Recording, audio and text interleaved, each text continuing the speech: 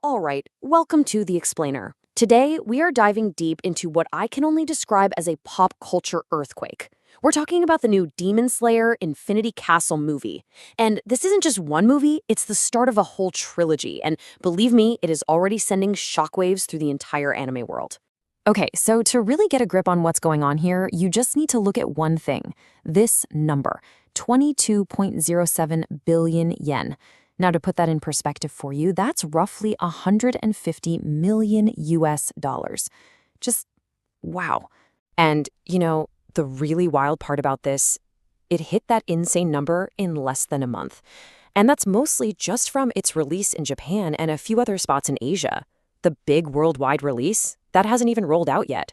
So yeah, this number, it is just getting started. So, you gotta ask, how did this happen? How does one anime movie just explode into a global phenomenon? Well, it wasn't just random hype. Nope, this was a perfect storm of, just jaw-dropping financials, a story with the absolute highest stakes you can imagine, and an animation that is seriously pushing the entire medium forward. So, let's break it all down. Okay, first up, let's talk about the money. And I want to be super clear here. We are not just talking about, a successful movie. We are talking about a record-shattering, history-making, absolute juggernaut of a blockbuster. Just take a look at how Infinity Castle is stacking up against the other giants. It's already completely blown past the total earnings of One Piece film Red, which is a huge deal, by the way. That makes it the 6th highest-grossing film ever in Japan. Now, sure, it's still got a mountain to climb to catch its own predecessor, the legendary Mugen Train, but the pace it's on right now, it's just unreal. And that momentum, it's just staggering. The film hit 10 billion yen in only 8 days. 8. That is faster than any movie in the history of Japan. It even smashed the record set by, you guessed it, Mugen Train. The demand for this thing was, well, it was just explosive, plain and simple. But look, these incredible numbers, they're being fueled by something much deeper than just hype. This isn't just another movie in the series. No, this is the beginning of the end for the entire Demon Slayer saga. This trilogy is adapting the final, super climactic arc from the manga. This is where everything comes to a head. So the film, it masterfully juggles 3 huge parallel battles all at once. And each one of them is deeply, deeply personal.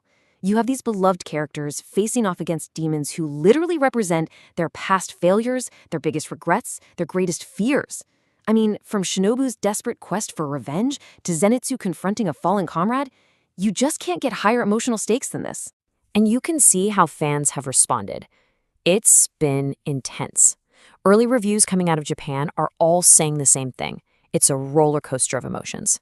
So many viewers have admitted to just crying during the really powerful character backstories and the absolutely gut-wrenching final moments of these fights. Okay, but a great story needs amazing visuals to really land, right?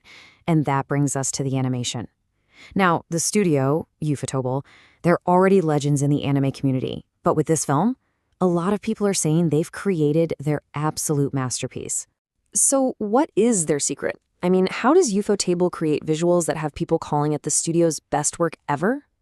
Well, it all comes down to a really specific and honestly a very unique production philosophy. Well, it really starts with control. See, unlike a lot of studios that outsource animation work all over the globe, Ufotable keeps almost everything in-house. And that super tight-knit collaboration is the key to their famous hybrid style. They can seamlessly blend this beautiful, hand-drawn character animation with these incredibly complex 3D digital environments. And that control absolutely pays off on screen. That hybrid technique is what allows them to create the mind-bending, gravity-defying fortress of the Infinity Castle, the surreal MC Escher-like labyrinth of shifting rooms and corridors. The result is so immersive, so visually stunning, that some audiences in Japan have even described the animation as terrifying. That's how real it feels. But, the impact of Demon Slayer goes way beyond just this one film. The entire franchise, and especially its strategy with the movies, has basically created a whole new blueprint for success for the entire anime industry.